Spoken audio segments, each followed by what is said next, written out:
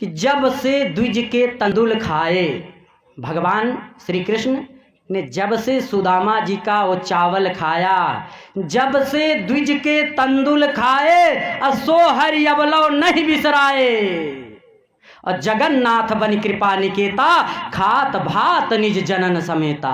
सुदामा जी का चावल उन्हें इतना प्रिय लगा कि वह आज तक नहीं भूल पाए। और भगवान जगन्नाथ के रूप में जगन्नाथपुरी में भगवान प्रतिदिन भात का भोग लगाते हैं, चावल का नहीं। भात और चावल खाते समय लोग कहते हैं ना चावल दीजिए, चावल कच्चा होता है, अब भात वही जब पक जाता है तो भात हो जाता है। चावल कच्चा होता है और भात पक्का होता है, और जो लोग भात दे देते हैं वो भी पक्के हो जाते हैं। सही है कि नहीं? जो लोग भात दे देते हैं वो भी पक्के हो जाते हैं। तो वही कह रहे हैं कि जब से द्विज के तंदुल खाए, सो हरि अवलव नहीं बिसराए। जगन्नाथ बनि कृपा निकेता, खात भात निज जनन समेता। जो कोई जाई भात सो खई हैं, बिन संदेह ते सुरपुर जई हैं। जो कोई भी जा करके वहाँ पर भात को खाएगा, प्रसाद को पाएगा, वो बिना संदेह ही वैकुंठ लोक को जाएगा, भगवान को प्राप्त करेगा। और सुदामा जी जो इतने निर्धन थे, कितने निर्धन थे कि तंदुल मिलत नहीं एक दिन के, भवन कंचन के करें। तंदुल मिलत नहीं एक दिन के, भवन कंचन के करें। जिन पगन में पन ही नहीं, सोई सुभग रथ गज भय चरे।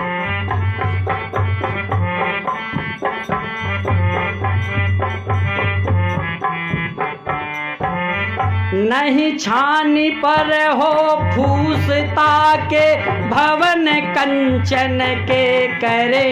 प्रभु जयति जयत कृपालु, प्रभु जयति जयति कृपाल। आनंद कंद श्री कमलावरी। जिस सुदामा के पैर में पनही नहीं होती थी, हाथी घोड़े खड़े हैं, जिनको चावल नहीं मिलता था, चावल का एक दाना नहीं मिलता था भोजन के लिए, उन्हीं सुदामा के घर आज भांति भांति के मिष्ठान, मेवा, पकवान मिल रहा है। और आने वाले अतिथियों के लिए भंडार खुला है, जो दान लेना चाहे उसको दान दिया जा रहा है। तो ये भगवान की कृपा से हो गया।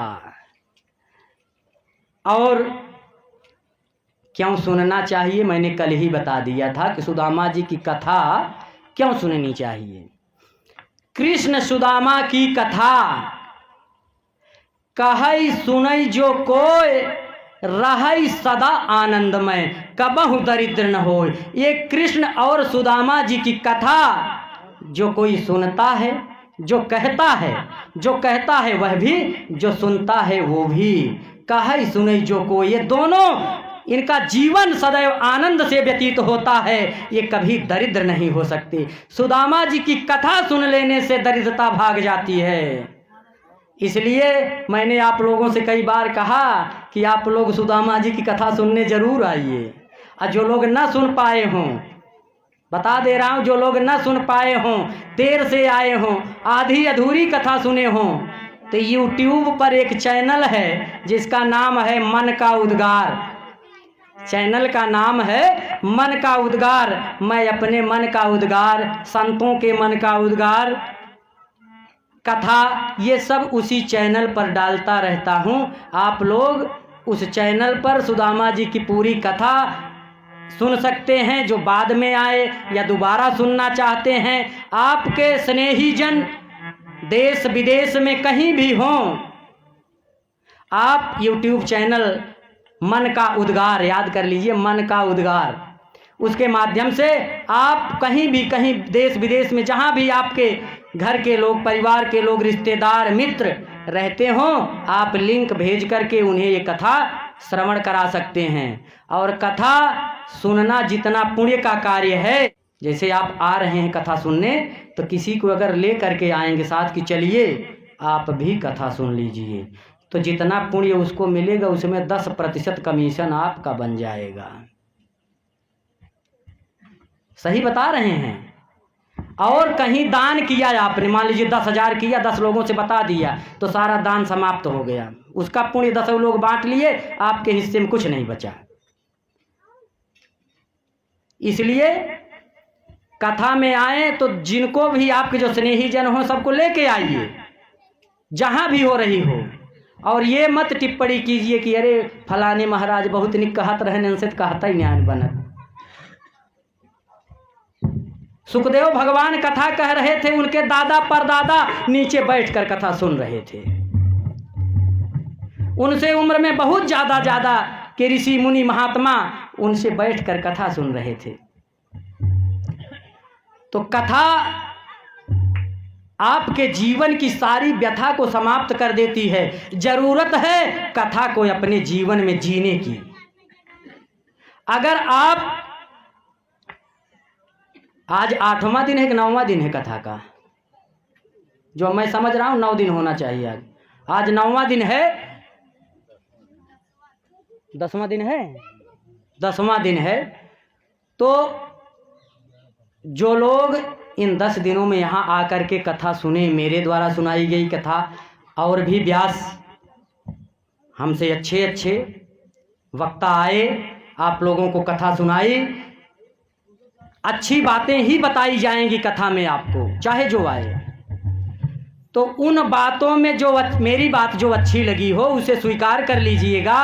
अगर मैं लगभग 7 दिन यहाँ रहा हूँ, 6-7 दिन, इन 6-7 दिनों में मेरे द्वारा, क्योंकि आज के बाद आप लोगों के सामने आने का शायद फिर कभी सौभाग्य बहुत दिन बाद मिले तो मिले, लेकिन इन दिनों मेरे द्वारा, वाणी के द्वारा, व्यवहार के द्वारा, कार्य के द्वारा, किसी आचरण के द्वारा आप लोगों को कोई कष्ट हुआ हो, इस गांव के लोगों को कोई कष्ट हुआ हो, तो आप लोग उसको भूल जाइएगा। क्योंकि व्यासपीठ पर बैठा हुआ व्यक्ति क्षमा नहीं मांग सकता। कथा में गलत भी बोल जाए तो उसके लिए क्षमा नहीं मांग सकता हो, और ना किसी से प्रणाम कर सकता है। जो व्यासपीठ पर बैठ गया वो यहाँ उस गांव में जब तक व्यासपीठ पर बैठ रहा है, जब तक कथा चल रही है, तब तक वो कितना भी कम उम्र का हो या कितनी भी ज़्यादा उम्र का हो, वो किसी को प्रणाम नहीं कर सकता, सब लोग उसे प्रणाम कर सकते हैं। इसलिए क्षमा तो मांगी नहीं जा सकती। यही निवेदन है कि अगर कुछ गलत लगा हो तो उसको भूल जाइएगा, और अगर जो बातें अच्छी लगी अपने जीवन में उतारने का प्रयास कीजिएगा। जो कथा यहाँ पर हुई, इसमें से जितनी भी बातें बताई गई, कोई एक व्यक्ति अगर एक ही बात को मान करके अपने जीवन में उतार लेता है तो कथा का प्रयोजन सफल मान लिया जाता है। इसलिए आप सभी से निवेदन है कि आप सब बहुत अच्छे श्रोता रहे, बहुत अच्छा सहयोग किया। यहाँ पर जो कथा सुनने आते हैं, आने के बाद आपस में बातचीत नहीं करते, ये देख करके बहुत अच्छा लगा। यहाँ के लोग बहुत अच्छे हैं, और कहा जाए तो ये दूसरा नैमिषारण्य है, क्योंकि यहाँ लगातार 52 वर्षों से कथा चल रही है। ये तो साल भर में भगवान के जन्मोत्सव के रूप में आप लोग 10 दिनों तक कथा सुन रहे हैं। और मैंने सुना कि जिनके सानिध्य में ये कथा चल रही है, ऐसे परम आदरणीय श्री मानस मराल, श्री देवमणि मिश्रा जी हर रविवार को यहाँ कथा सुनाते हैं। अब कथा सुनने लोग आते भी हैं। तो जैसे सौनक जी को सूत जी ने कहा कि कथा रस का अमृत पान करने में आप कुशल हैं, वैसे आप लोग भी कथा रस का अमृत पान करने में बहुत ही कुशल श्रोता हैं। एक बार आप लोग अपने लिए जोरदार ताली बजा लीजिए।